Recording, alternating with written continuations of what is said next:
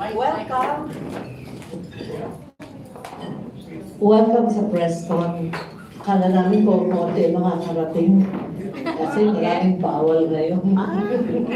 So I'm so happy to meet you here at saka I'm so happy for us to tell you about excited ako dito. Matagal na akong hindi ganito ka-excited kasi magandang istorya, magandang cast at yung mga kasama ko dito. So thank you for coming and I hope you enjoy this press con get together this afternoon.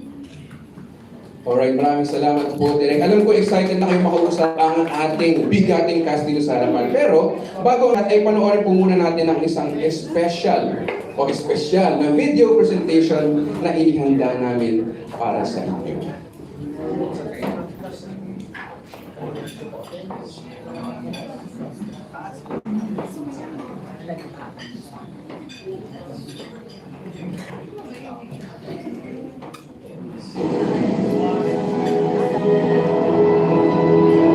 Wait lang po muna, may music. Ubas ang mag-anak na De La Cruz. Tamis, malinamnam. Sana magkaroon tayo ng masaganang 6 taon. Simulan na natin ang pagpitas. Sige! Gayunman, tinitingala sila ng komunidad. Baka naman magkaroon na naman ng susunod na bagyo. Mag-isip ng problema habang wala pa. Maswerte na rin. Payak man ng pamumuhay, wala na silang nanaisin pa sa kanilang munting mundong puno naman ng pag-ibig. Kaya mo rin sa batuhin ka ng batuhin. Basta ipunin mo ang lahat ng iyon. Tapos gawin mong tuntungan para mailangan mo ang sarili mo. Kailan natin sasabihin sa lahat tungkol sa atin? Well, I can't face your parents right now. Ayoko kasi isipin nila na hindi ako seryoso sa lalo na tuloy sa wala akong umuwi dito. Subalit magugulo ang kanilang mundo dahil sa mga pamilimlang at kasakiman ng tao. Bilhin natin lahat ng lupain nila. Gagastos tayo ng pera. Pero ang ibig sabihin nun, lahat magiging atin. Kailan mo ba itong babaeng to? Wait, appointment ni siya. You're not my girlfriend. At ang kasakiman ito ang magdudulot ng trahedya sa pamilya De La Cruz. Sino nagutos mo? Marting na ba? Sabi mong saksa. Umakbo ka doon.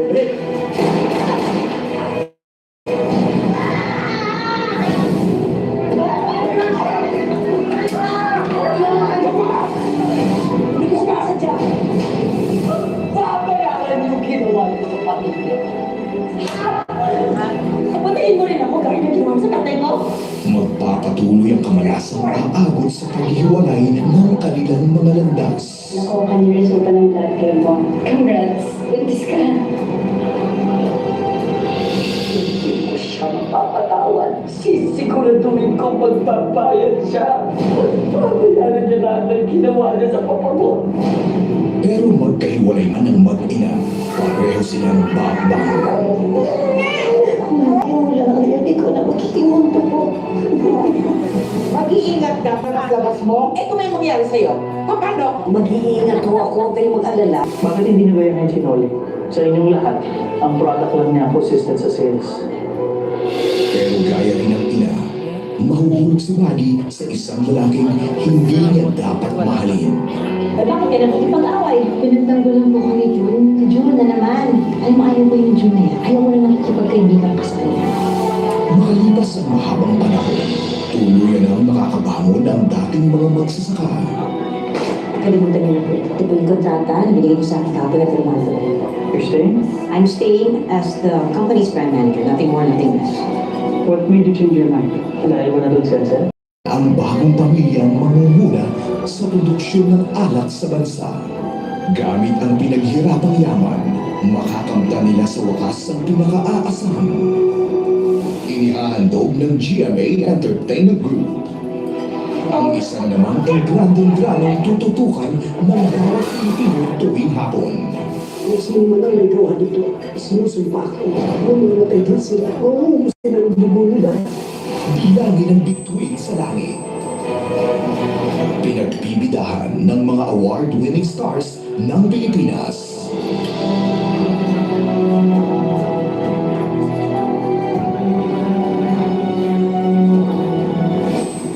Pinangungunahan ng tatlong babaeng hinahangaan sa kanilang henerasyon. Maylene Dizon bilang Magnolia de la Cruz.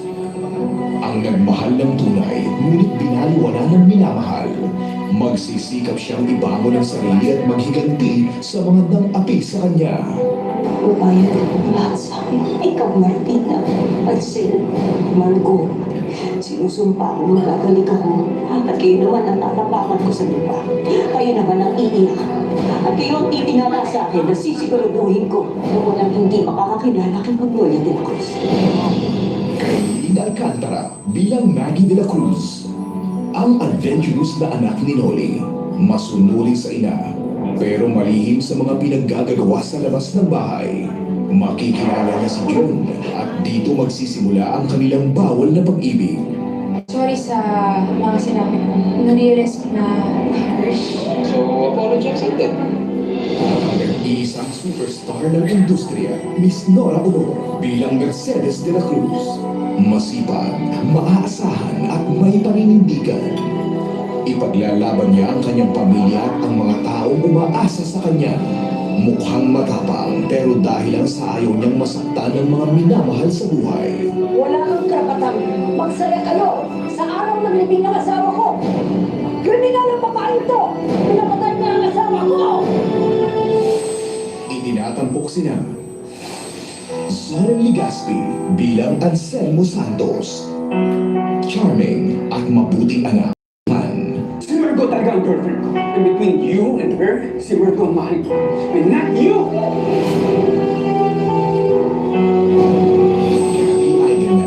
Bilang Arturo Zulueta, masipag na businessman at boss ni Noli. Mahuhulog siya sa talino at ganda nito at tutulong sa mga plano niya pagdating sa negosyo at paghihiganti.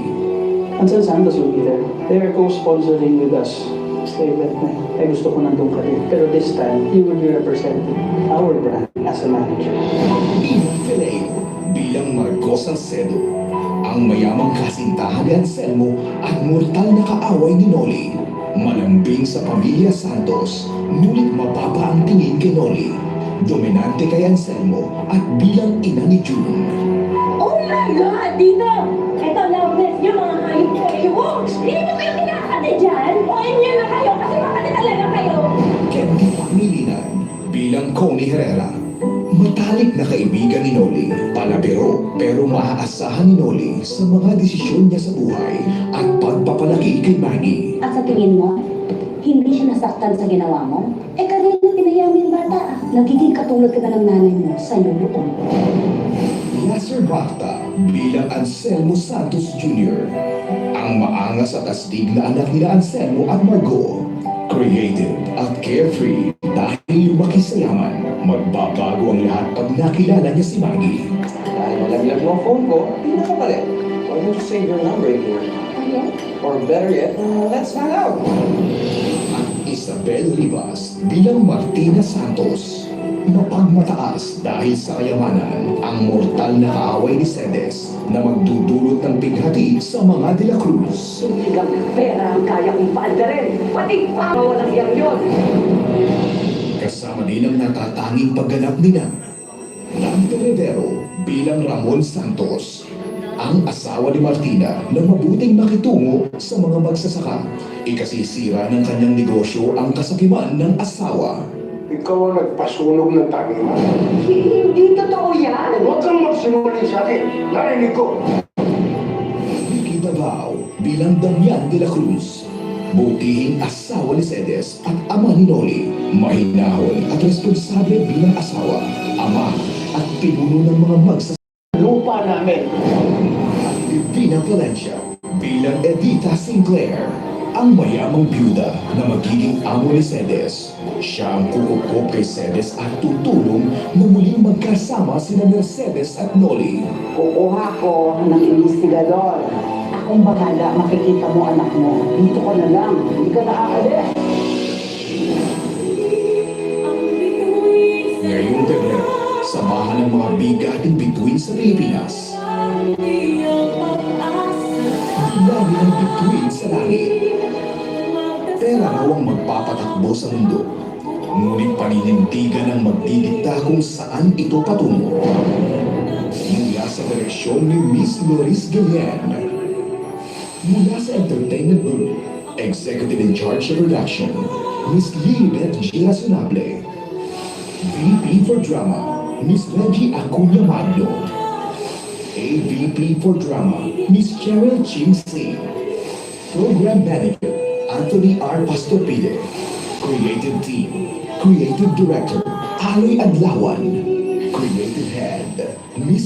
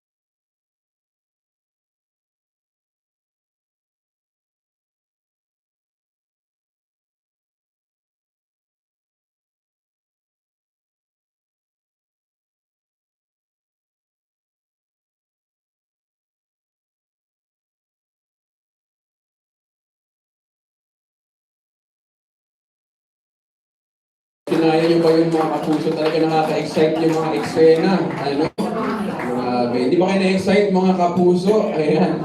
At hindi lang siya nagtatapos ang ating presentation. Siyempre meron din tayong music video performed by Aisel. Natin siya.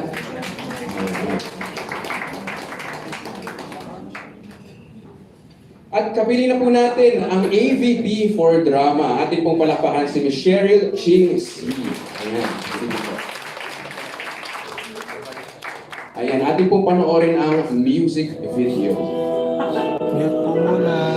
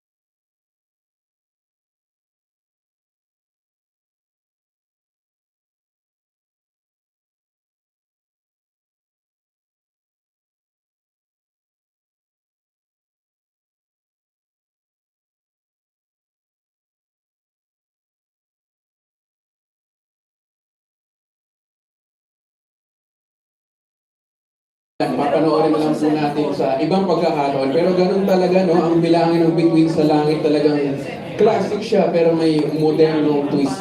Ito yung tinatawag nga nilang timely and timeless. Ayan, timely and timeless. Kaya po mga kaibigan, hindi ko na patatagalin po. At bukas na po ang ating entablado para sa mga nais magtanong sa ating star-studded at bigatin na cast. So tawagin po natin ang unang magtatanong, si Mario Bautista. Ate Guy, so nice to see you again. Napansin ko lang na, kasi napanood ko ang Bilangin ang Bituin sa Langit, yung original. And you played two roles in the movie, di ba? Dalawa, ikaw si Maggie at si Margaret pare. So, ngayon, dalawang magkaibang actress ang gumaganap doon sa role na dating ginampanan mo. At tapos napansin ko yung role mo dito, may balat ka pa. So, paliwanag mo, how do you feel na dalawang magkaibang actress ang gumaganap ngayon sa dating mong roles at bakit may balat yung karakter ni Sedes dito? Siguro binago lang talaga yung karakter ni Sedes. Pero actually, yung karakter ni Sedes, yun pa rin din. Si Sedes doon sa movie. Si Perla Bautista si namatay Perla doon sa Bautista. Pero dito hindi yata. Hindi po yata siya manamatay.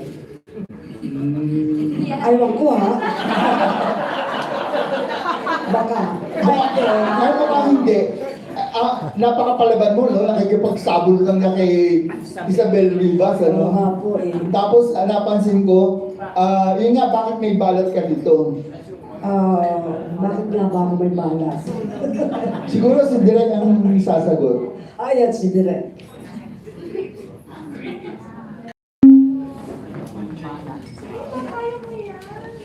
Hello po. Tungkol po sa balat ni Miss Nora dun sa role po niya, meron po kasing purpose po yun. Purpose daw. Sa drama, later on po kasi mawawala siya. At meron po, hindi lang naman po tinanggal yun for purposes dahil pagtatanggal. Meron po siyang, may silbi po siya sa, yung significant. At napansin ko nga ang tutulong para mawala yung balat mo ay si Divina Valencia na talagang may balat sa totoong buhay na pinatanggal. Diba? So, kay Direk Luis, napansin ko rin na ang dami mong ginawang pagbabago doon sa flow ng story. Kasi yung una, showbiz based yung mga characters eh. Ngayon nawala entirely yung showbiz, napalitan ng mga grapes ang kanilang kinabubuhay. Ano pa mga ibang pagbabagong ginawa mo doon sa show? Creative ulit, Basta ako, dumadating yung script and I sometimes, I attend the creative meetings and I give my hand ng creative. So sila nag-decide tanggalin yung showbiz element? Sila. Okay. Pero napaka-scenic ng yung location ng Ubas. Oo nga. Sa La Union daw kayo. Sa La Union. So, kay Ate Guy, since first time mo makakasama si Kylene, how would you gauge yung acting ni Kylene considering na baguhan siya kumpara sa iyo? Kasi hindi pa nagkaka-eksena ni Guy. Wala pa kayo? Wala pa po. Wala pa kami. Baka bukas meron sana. Kasi magkakaiba baka sana nga magka-eksena na kami. Oh. Well, pero alam ko magaling siya. Wala na eh. Oo nga, magkababayan kayo. Magkababayan kayo kami. And knowing na yung last na ginawa mo, O Nanay, was a big hit, wala akong duda na magiging big hit din itong Bilangin mo. Kaya ikaw, how do you na makakasama mo rito si Ate Guy, ang magdadirect sa'yo, si Chris Gillian? Well, honestly po, nung bringing up po sa akin yung teleserye, it's surreal for me. Kasi wala pong artista hindi nangarap na makasama si Miss Nora Honor at madirect ni Direk Luis Gillian. And surreal po siya at first, pero ngayon na nangyayari na po ito at nagpo-promo na everything, tumatagal na po ako na nagtitaping. Unti-unti na po siya nagsisink in sa akin. And doon na po dumaragdag syempre yung pressure na kailangan galingan, na kailangan pag-aralan talaga yung character. And yeah, yun po, kinakabahan po ako. Kinakabahan ka dahil hindi mo pa naka-eksena si Ate Guy. Opo. Kinakabahan po ako sa buong teleserye. Siyempre po sana kayo gusto maging successful itong Bilangin na Bituin sa Langit. Kinakabahan po ako sa reaction ng ating mga kapuso all over the world. Kung paano nila ma-appreciate itong Bilangin. And syempre po sa cast and sa aming director, kinakabahan po ako. Ang wish ko lang po dito, hindi po ako masigawan ni Direk Doris. So parang hindi ko ka naman nasigawan. Direct, how would you size up her acting so far? Alam ko, ang dami mo na nakasama mga young stars ng GMA, but this is your first time with them. Magaling yung mga artista. Overall, magaling sila lahat. Ayun, kaya ako natutuwa kasi yung mga younger actors na cast dito ay magagaling. Siguro difficulty lang nila na nakikip na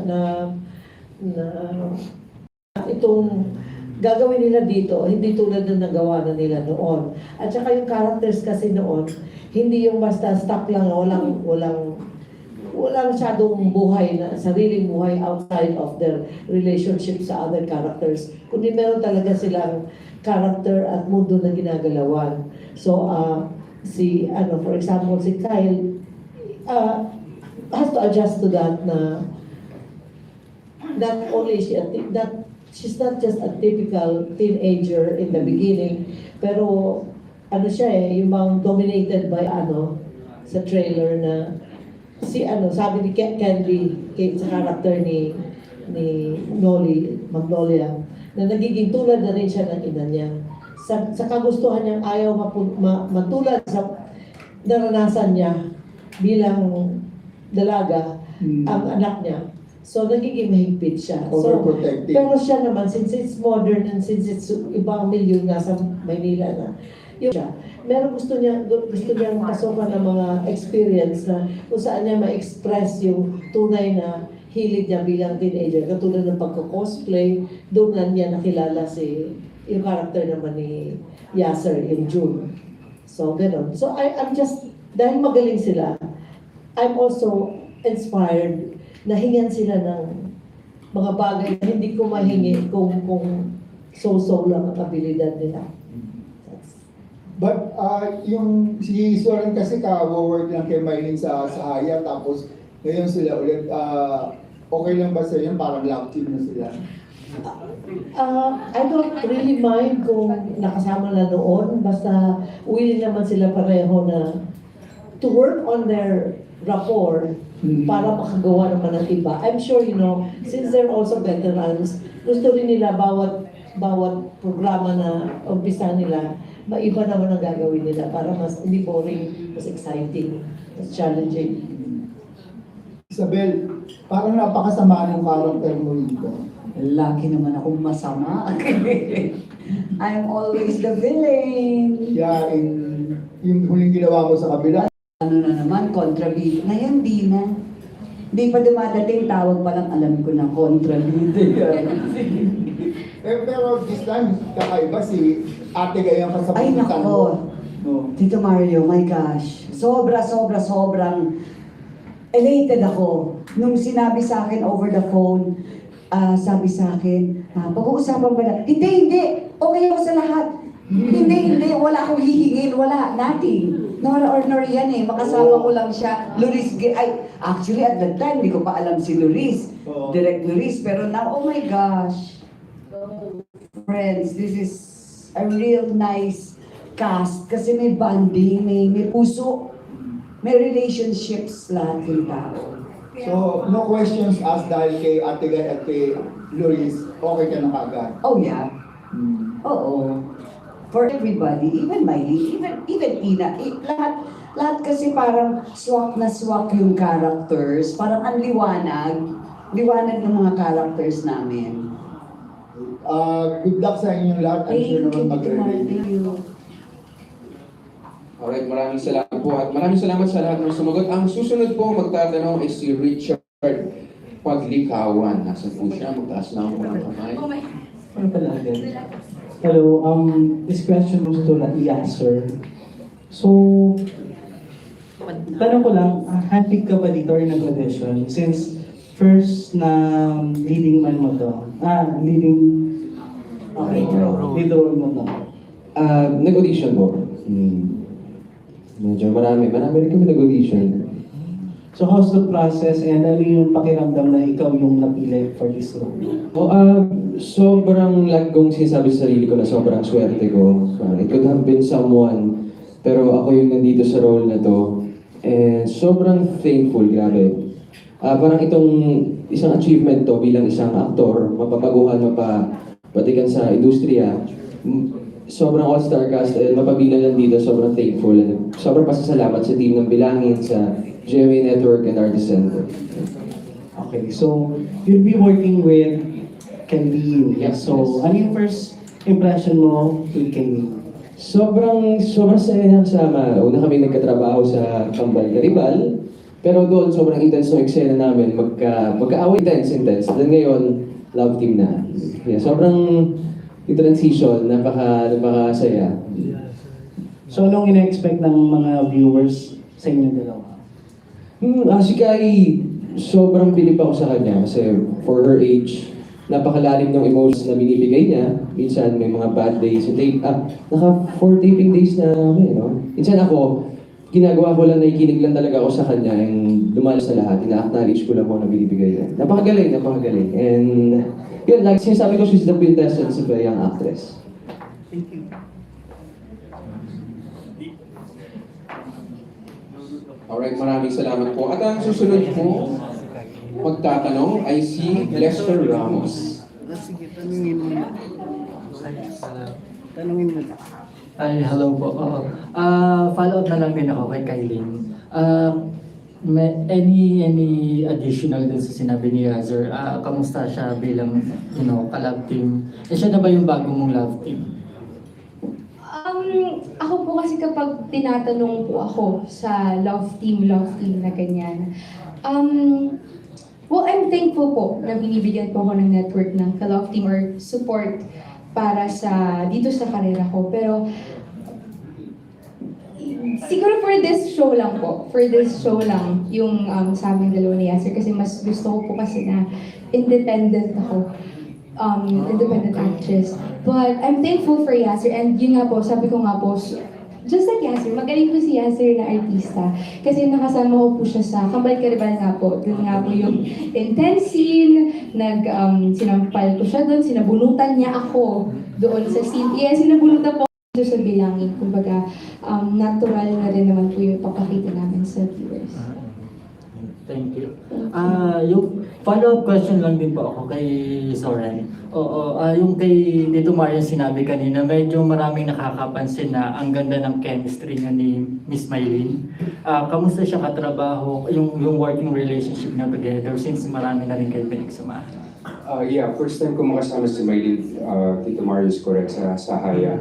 But I told my son just yesterday, sabi ko, as an actor, you should study your partner para alam mo kung paano mo ibabagay yung character mo sa kanya. So, I've been in the business for a long time and parang recently ko lang talaga, late bloomer ako as an actor, I will admit that. Recently ko lang naintindihan what acting is all about. Kaya recently lang ako nag-e-enjoy. When they called me about this project, first time, ang initial tinanong ko sino director and it was Direk Loris and I worked with her sa ika-6 na utos. Sabi ko, okay, iba talaga pag old school. It's a you need to perform and doon sa performance mo, it has you got to have a soul. So, first time ko mapanood yung trailer, first time ko, and mararamdaman yung may soul yung trailer. So that means si Direk, sometimes yung mga ibang artista kasi would would get affected pag bumababa yung director. Ako kasi I don't get affected if a director will correct me. Kasi maganda sa kay director is, she will give you freedom to be an artist. But, syempre as the chef, minsan gusto niya maalat dito, gusto niya may paminta rito, gusto niya matapang dito. So she's cooking. So, yun ang ginagawa niya. So ako, I have learned to listen carefully sa director. Palang, I was very excited because sabi ko, Mylene, okay, she can act. This guy can act. Tita can act.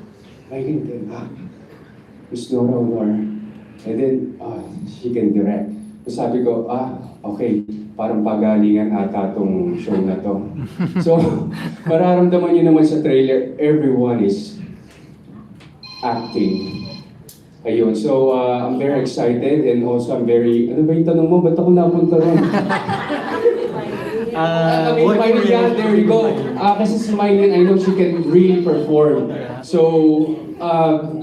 kaya sa bahay, I would somehow simulate kung ano gagawin ng director. So pagdating ko sa set, meron na akong somehow simulated na yung eksena sa akin. So it's easier for me to adapt and also dun sa acting ni Mylene. So binabagay ko siya doon. Binabagay ko kailan yung tempo niya.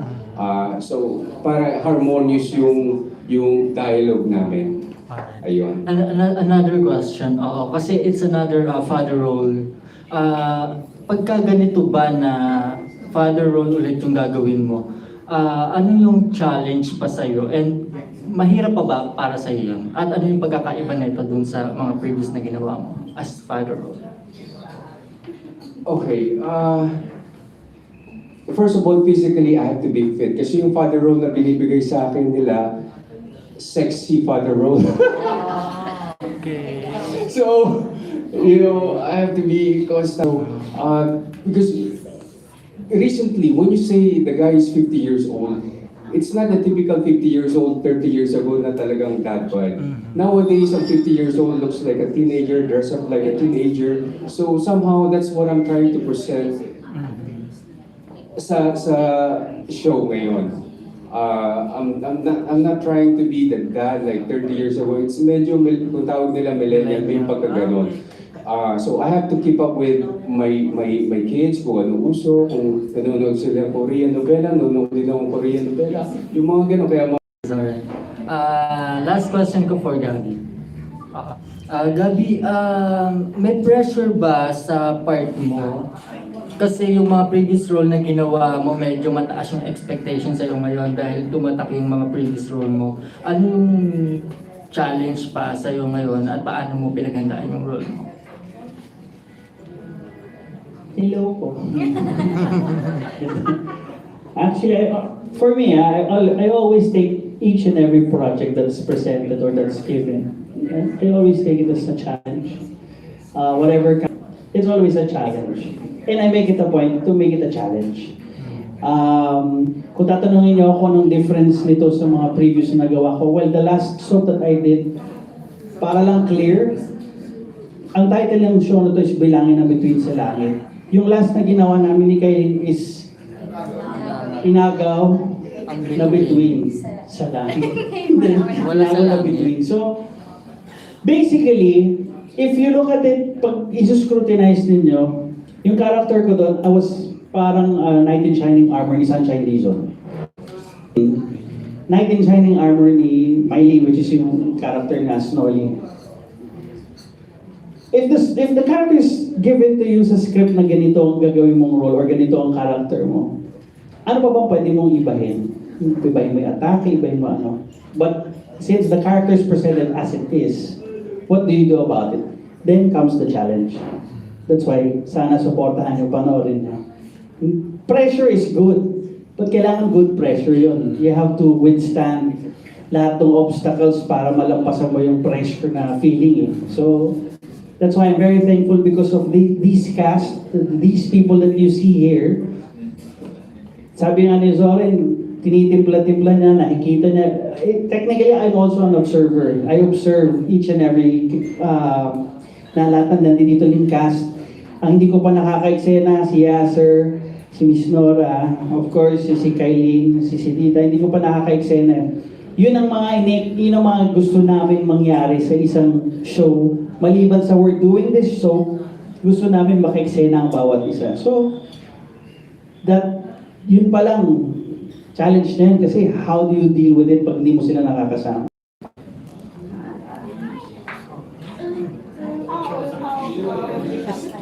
Ano po, first question po for Ina Caleo.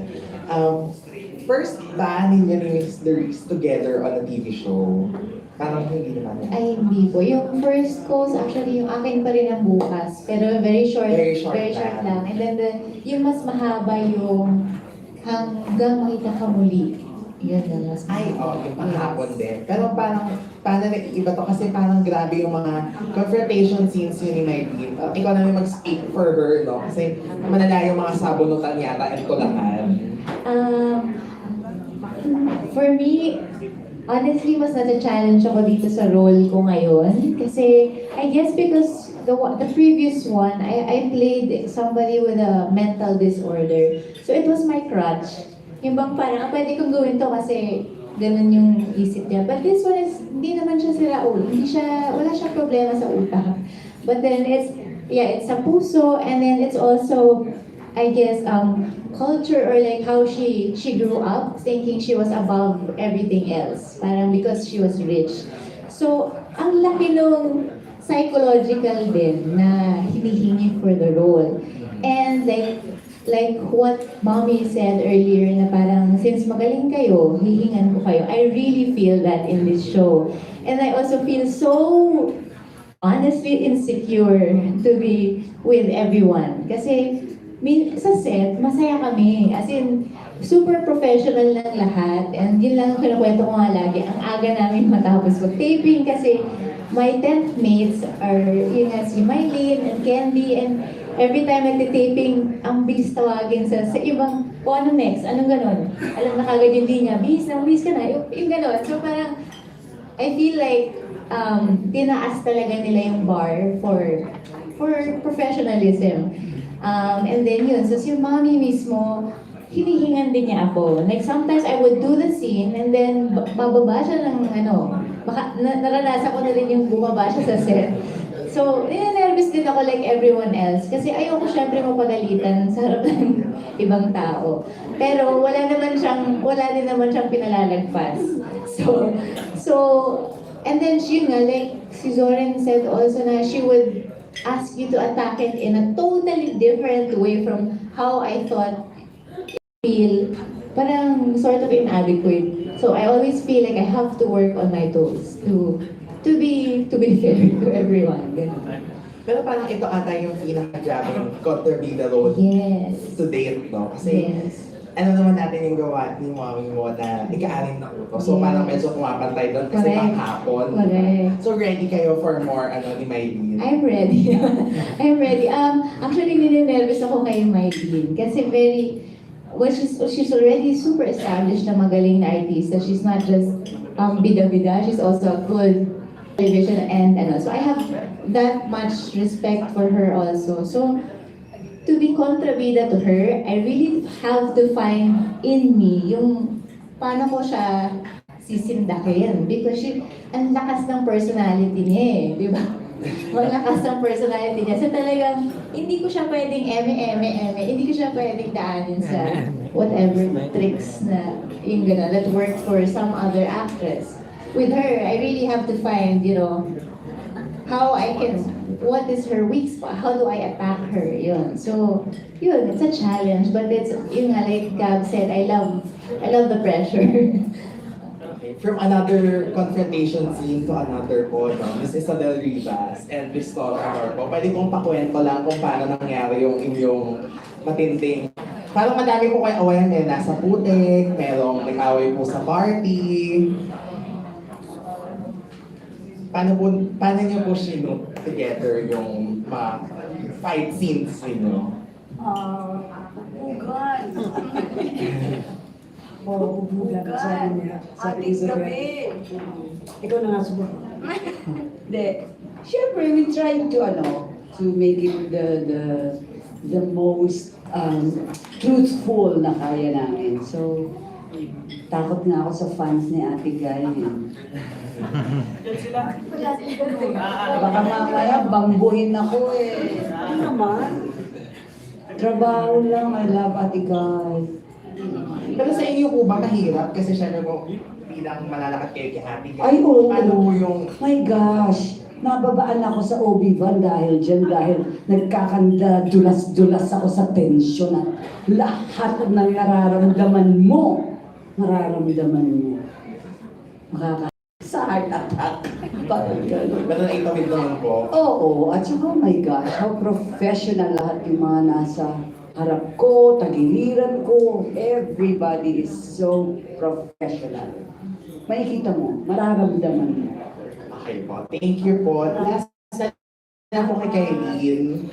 Pahabol lang. Kasi yun nga, nabanggit niya ni Gabby na galing kayo ng inagaw na Between Them, which is aired on the same time slot. So may pressure ba ngayon sa'yo kasi babalik ka sa hapon? Pagdating sa kasi alam naman natin na mahigpit ang labanan sa ratings pagdating sa afternoon slot. Congratulations nga po pala sa team ng afternoon. Well, katulad nga po ng sinabi ni Kuya Gabby, bawat project naman po may pressure. So, yeah. I'm actually scared. I'm scared, I'm nervous. So, pero yun nga po, masarap din po sa pakiramdam minsan ang pressure. Thank you po. Congratulations. Thank you. Ayan, thank you po. Susunod naman tatanong kay si Tita Mercy. Pasensya na po, nagmamalit pala ka. May connect sa Bituin sa Langit. Ate Guy! Ate Guy! Ito bang, itong Bituin, bilangin natin ang Bituin sa Langit. Meron ba yung connection sa yung ups and downs in real life? Merong konti siguro. Yung mabibilang, hindi mo mabibilang sa daliri o mabibilang sa daliri? Medyo, wala ka daliri ka rin. Lahat ng daliri? Oo. Mabibilang. Mas magandang, mas maraming apps kaysa sa downs. Yes? Yes. Oo naman sa akin. Salamat po, Ate Gandhi po. Si Miss Isabel Riva sa mga. Kasi sabi mo sa akin, Mercy, ha? Kasi sa akin, nakatakot ka. Sabi mo, okay ba si Ate Guy? Nakatakot bang ka-eksena? Sabi ko, hindi, mabait yan. Sige, okay lang. Mabait na siya, pero nakakatakot. Kasi yung mata niya. Sabi ko sa kanya, sa eksena, yung mga unang araw namin, Ate Guy, wag mo ko tignan. Kasi nawawala yung linya ko, nakakalimutan ko. Mata lang yun, mata pa, wala pa siya sinasabi. Nakakalimutan ko. At saka, parang gusto kong tumalikod sa camera. Parang ayoko siya tignan. Galing-galing. Dati, hindi ka naman kontrabida. Ngayon ba, nagugustuhan mo na maging kontrabida? Okay na. Okay na. Hindi ako nakukuha ng kawawa. Siguro hindi nga mukhang kawawa itsura ko. Ang gagawin ko. Yayamanin ka naman kasi tunay na buhay. No? Fake ka, alam mo naman. Fake it till you make it. Diba? Why not? Chok na. Ang damit na to, kinuha ko pa sa baul to. Kala mo bago, diba? But I love my work. I love... Alagaan mo si Mercy, bang patumpa. Tamers, saan ba lakad mo't madaling tumita? Ano ba, may isa pang press ko? Apa! Kaya ako po din, dahil yun. Apa! Kaya ako sa akin. Susunod. Paano kami sasama? Aga ng call time namin. Alas 6. Salamat sa inyo lahat. Love you, Mercy.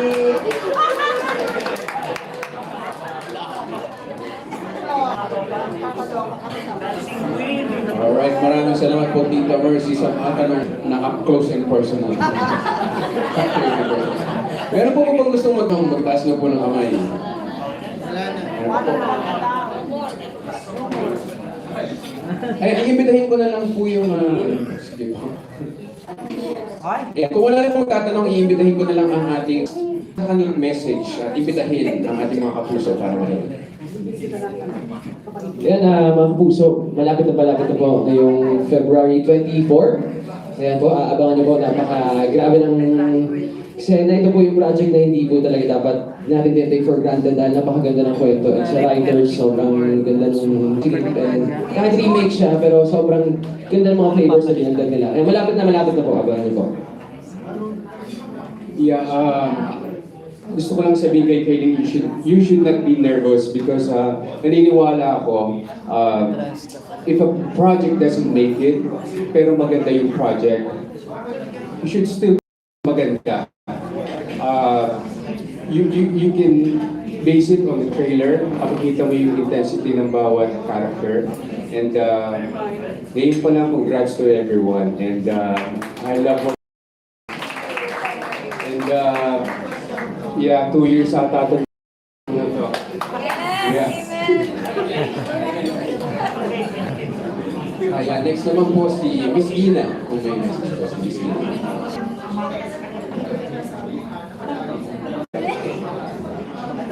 Yes, same lang din ang sinabi ng ni Ansel.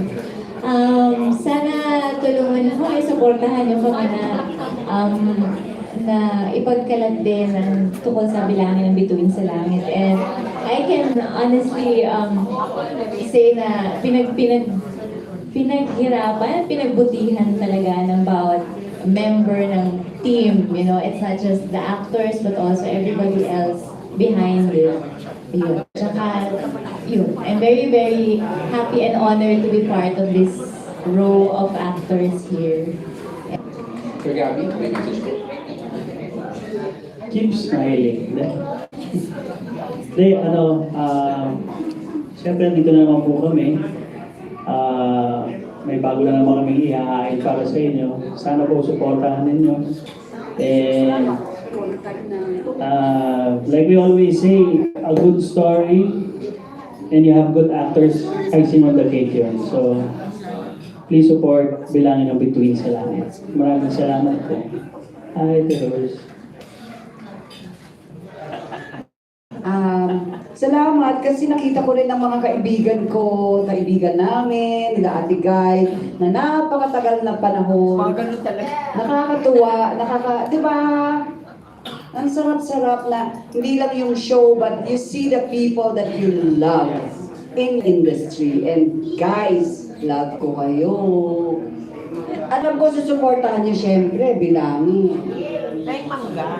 Mangga, kasi problema mangga ngayon, hindi namumulaklak, di nga namumunga dahil sa insect. Alam niyo na yun. Pero kung magalala, meron ako dragon fruit. Mukhang yun, mamumunga. Magpa-Facebook ako, kunin niyo. Thank you. Kunin lang sa bangis. Wala nang Ayan po, maraming salamat. Hello po sa inyo lahat.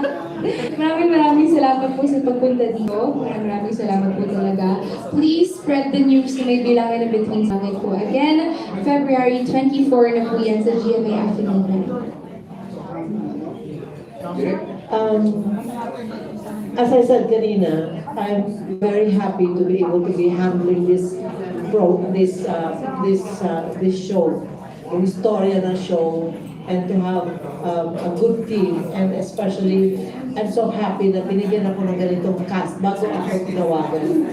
And also, I'd like to say that I'm very happy to be working with Miss NORA AUNOR after so many years. Napapanood ko siya sa unanan. And alam ko na more or less sa mga kahinang show namin that kung ano ang mga ups and downs ng buhay niya at yung ups and downs ng career niya. And I must say, it gives a great pleasure to be working with a survivor And in the, ano, trabaho namin, pag nandyan sa eksena si Guy, lagi nga sinasabi ko nga kay Ina, tingnan mo, si Nora, kahit na hindi na makahinga kung minsan sa pinaggagawa sa kanya, kahit na kung ano man ang hindi nagkakat, hindi niya kinakat ang sarili outside of the sa eksena. Pagdating sa yung bang naghahanda pa lahat, tingnan mo siya, nakikita ko siya sa camera, nandun na siya. Nandun na siya. Even minutes before, yung focus niya grabe. So, and then when you roll, she will not cut kahit anong na sumasaklay. Nasi-save niya kahit papano. And you can see that she is not just a survivor, she is also a great professional. Because kahit ikamamatay niya, ginagawa niya. Wala hindi pwede pagka nasa. But when you're working with someone like that, I really appreciate it. Also, I want to say, I'm happy to be doing this show. And you know, these are really trying times for us. Alam niyo naman, di ba? Yung mga nangyayaring trials, yung mga scares sa lahat. And I'm thinking, sana hindi umabot sa panahon na hindi na tayo kapagtrabaho. Kasi parang parang mga sundalo kaming mga people in entertainment. Na itong mga panahon na to, when you have to stay home more often because it's hard or because you're scared to get sick or something, isang malaking bagay na makapagpalabas kami sa tahanan ng mga Pilipino ng istorya. Lalo na itong ginagawa namin sa bilangin ang bituin. Sana panoorin nyo at magkaroon kayo ng kahit paano yung excitement, yung appreciation of your lives, and entertainment, laughter, lahat, and appreciation of life. And that's what I want to offer to you. Panoorin nyo, enjoy, at supportahan nyo para ang ibang mga tao na hindi maka-afford lumabas o hindi para andyan right in your own home. If you open your TV sets, you'll see a program that's worth everything. Thank you very much. Maraming salamat sa ulit. Bilangin ng Bituin sa Langit to at sa Pebrero 24 po. Supportahan niyo po at tulungan niyo po kami sa aming serye na ginagawa niyo. Maraming salamat po sa inyong pagtulong. Alright, mga kapuso, muli po ang star-studded cast ng Bilangin ang Bituin sa Langit. Palakpakan naman natin sila. Huwag po natin kalimutan. Sorry. Direk, maraming salamat sa inyong mga sinabi ko sa akin. Thank you very much po. Karangalan ko po na maging direction po si Legacy. Napakatotoo po ng mga sinabi, kaya huwag po natin kalimutan panoorin ngayong Pebrero 24 na po pagkatapos ng Prima Donnas sa GMA Afternoon Prime. So muli, palakpakan ulit natin ang ating mga artista, ang mga ng mga sundalo, sabi nga ng ating industriya. Ayan. And of course, maaari ko bang imbitahan ng para sa kanilang group photo op. Anong yung may gano'n? Yung parang nalalagay mo ng muli sa mga kukuha ko ng mga photo, huwag po natin kalimutan na gamitin ang ating hashtag. Ang ating hashtag po ay Bilangin ang Bituin Media Launch. Muli po, hashtag Bilangin ang Bituin Media Launch. Media Launch sa inyong social media accounts. Thank you very much. Maraming salamat and enjoy the rest of the evening, mga kapuso.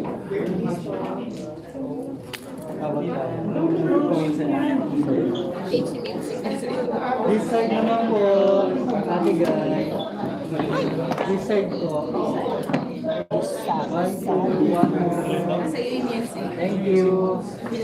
Tito, ala. And then,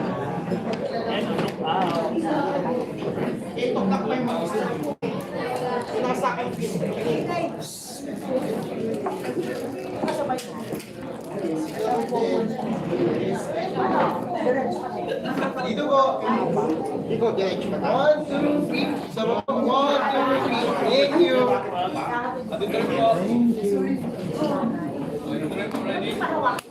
Thank you for watching guys. Teka lang, mag-interview kami kay Ate Gulata. Yan po.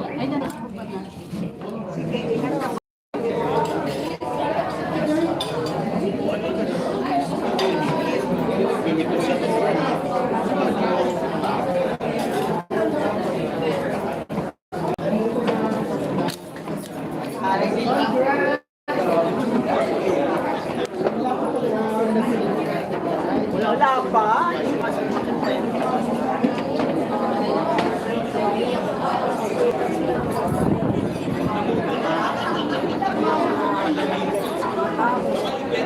Kaya hindi na po nakapagpapagyan. Pero kailan po kasama sa kanila na isang auto. Thank you po siya. Luwag-luwag po.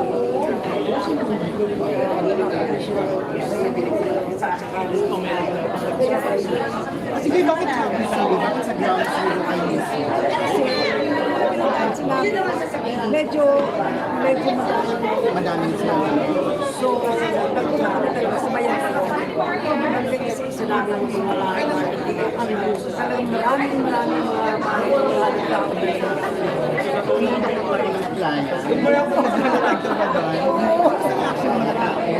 Pero ano naman, okay lang naman sila. Nakakabawat yung pamilya lang. At hindi nalaman ni Ate na pumunta ka doon. Yun ang di ko alam. Yun. So, mensahe mo lang ito sa mga tao sa Batangas. Huwag ko kayong mawawala ng pag-asa sa mga maraming tao puro sa inyo. Kami, marami po yung mga mawawala talaga. Maganda ang puso. At dahil any comment po or message, kasi although yung doing shows here in GMA, pero yung sa kabilang network po na regarding their franchise, ano pong... Ay, naku, walang nasa bayan niyan. Kasi sila ang dapat na kung ano yung desisyon nila, siyempre yung natin, i-respect natin. Ano yung desisyon ng bawat isa. At bawat natin, magkakasunod. Ibigay po rin ulit ang internet. Anong feeling niyo po sa wala akong ano eh, basta wala ako pero napakaganda ko sila. Wala ni bago ba kayo sa kwento ng BITUIN? Parang because na-expand siya. Hindi na sa totoo sa pelikula. Hindi naman. Kasi halos pareha din naman doon sa At napapag-usapan ka na yung mga love team, yung mga ganun. Ano ang, ikaw ba hindi ka na nakaka-relate doon? Ikaw naman nagpasika talaga ng love team, yung kay Steve. Kayo ba, ano din ang ma-advise sa mga love team ngayon? Kaya sir. Mahal nila yung trabaho nito lang at sila mag-grabe sa pisa. Ever since nag-start pa lang siya, mukhang bibig na niya talaga kayo na idol na talaga.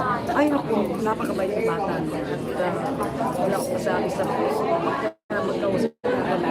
Maganda na mga sinasabi na tungkol sa akin. Kaya, mag-iba. Pareho din kayong galing ng Bicol. Sa estado mo ngayon, may counter ka na ba na respeto yung baguhan, mga ganun? Kaya respeto. Mga baguhan. Yung mga nag-attitude ko. May mga ilatid. Pero okay lang.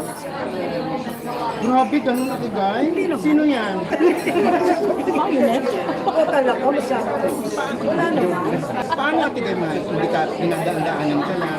Hindi naman. Mabait pa sila. Yan na siya siguro pag nangyayari na diba? Paano pag-iingat ang ginagawa mo sa virus ngayon? Wala. Nag-atiga, hindi ka takot? Hindi naman, kaya wala. Ganun ako. Pero kumusta naman kayo kaya? Sige, kasi minsan nasabi nito sa nakatry. Delayed sa dating alam ko na yun pag may masama ng pakiramdam mo. Ay, actually, kahit na may masama pakiramdam ko, talagang nasa gawin. Hindi ako nag-deliver ako naman sa schedule. Bakit pa kami lang, halimbawa 7, 6:30 lang kami about 7. Anong masasabi mo na hindi ka pinakabayaan ng GMA? Isa lang.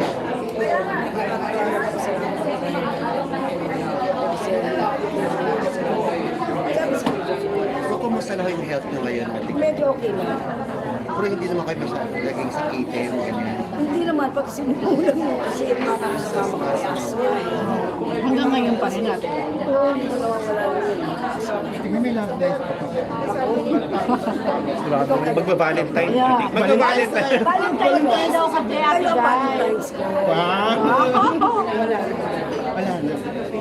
Pero may limit po ba kayo sa araw sa trabaho? May gagawin mo lahat, kaya mas maalam ito.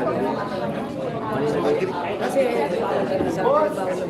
Agree po kayo sa pinasang guidelines na po, yung parang protection sa lahat ng mga trabaho. Yung may definite na ilang oras lang talaga, as lang naman. lahat na nagtatrabaho sa school. Kasi dati-dati yung inaano pa rin halos mo siya. Kakalang siguro yun. Kasi ba't kinabukasan na yun naman. Ayaw ko lang yun sa amin kasi sabi ata yun yung magiging. Sila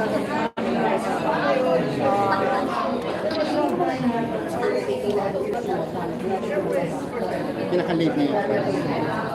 Una ka muna, Tigay. may natanggihan na, pero hindi ko nasasabihin. Dahil hindi tayo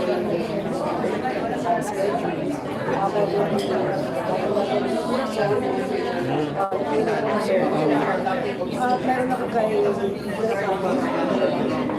kaya lang, tsaka ko na lang sasabihin ko na yung may Nakiulan nyo na lang.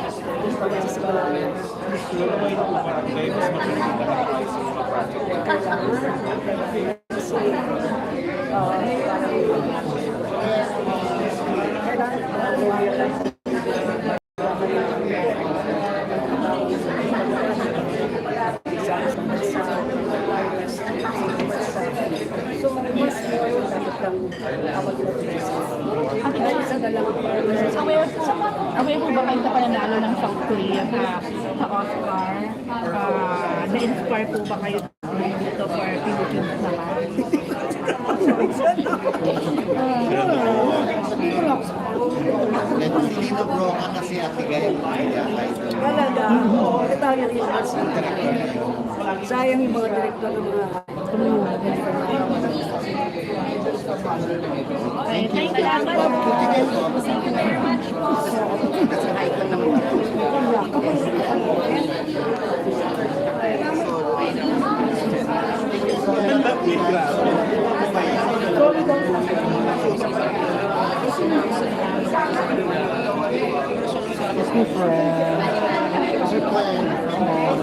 Pasahod ay sa kapila.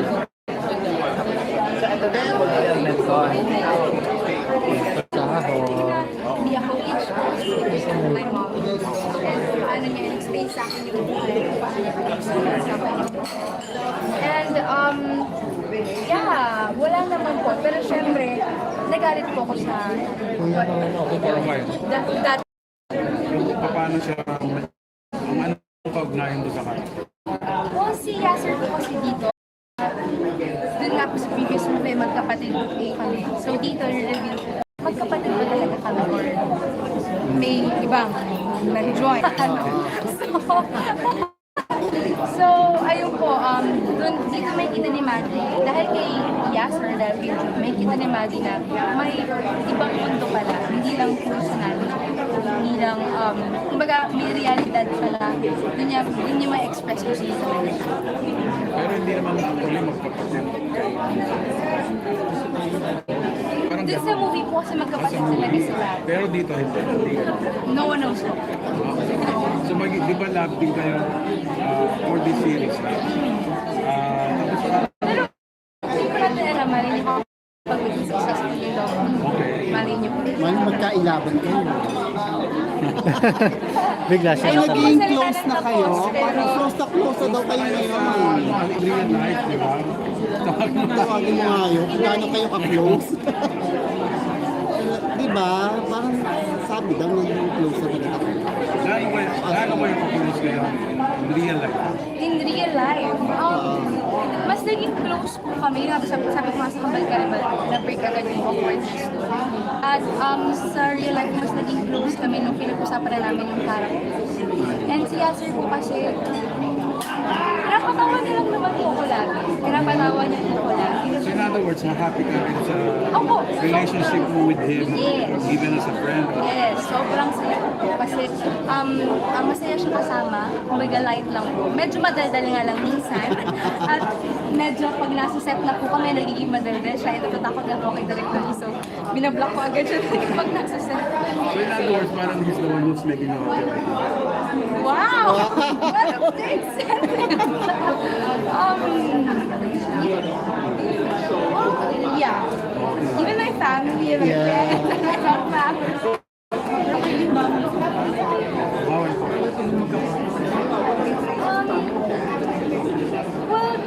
Nung tinanong ko po yung mga magulang, ay, hindi ko po pala sila tinanong. Yung tinanong ng mga kaibigan ko, they said, bawal pa daw po. Kasi syempre, they want to focus on my career. Like, hindi naman po nila sinasabi na distraction, you love it, or anything. It's just that, yung main priority right now is Sa lahat ng maniligaw, master. wala naman pong may lakas na loob na sabihin sa mga magulang ko na gusto ko po yung anak ko. Wala pong, may maraming nakikipag-usap para sa gusto ko po yung anak ko. Naging mo si Yasser, mukha nakasundo ko. Wow! Wow! Hindi mo ganyan malalakas ang loob na parang ara-ara. Hindi po natin alam. Ano ba niya? Ano ba yung happy? Oo, kasi di ba Arabo siya? Portuguese. Filipino Portuguese. Type yung mga balbon. Wow! Di ba mapalahibo siya? Sobra po. Meron na pong time naka-shorts ata siya. Sabi ko, ay, saan yung balahibo mo? Ay, sa dibdib. Ang katawan ko yung balahibo siya. Grabe sir, hindi kayo iniisip na ng Mr. Right. Physically po? Or... Wala pa naman. Honestly, wala pa naman so far. Napaisip tuloy ako. Wala pa naman so far. Ibig sabihin talaga yung utak mo, gusto mo, nasa career. Yes. Because ito po talaga yung pangarap ko ever since. So, I don't want to waste it. Ruin everything. So wala namang binigay na parang limitation yung parents mo na tungkol sa pagkikipag-relasyon, Alam ko kasi nila, pinalaki pa nila akong friendly. So, siguro that wala naman po masyado. Basta, just respect yourself and love yourself. Yun lang po yung sinabi nila sa akin. Pero may sinabi sila kung kailan ka pwedeng magkaroon ng relasyon. 25 daw po. Sinabi na 25. Hindi ka naman magre-rebelde na. Pag 25. 7 years from now. Grabe. Siguro naman po, naiintindihan ko naman po na pinaprotect nila po nila. But ayaw nila ng anything temporary or na kapag nakamita po ng someone or kapag pinayagan nila, yun na talaga yun. Like, hindi kayo nasasaktan. Yung mga babae, iba. Thank you very much. Thank you. Thank you.